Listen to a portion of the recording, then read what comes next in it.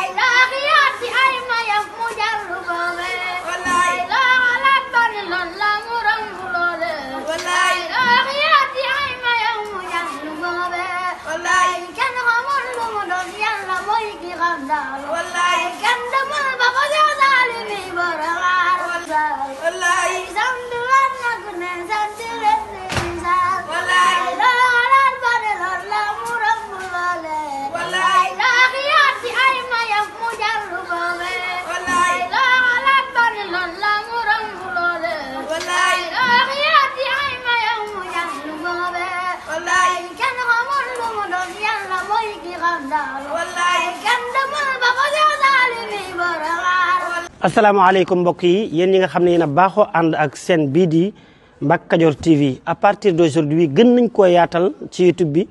képp koo xam ne bëgg nañoo topp bu abonné ci chaîne bii rek di Mbacke Kadior TV luñ dugal ci dana ko am en exclusivité jërë ngeen jëf.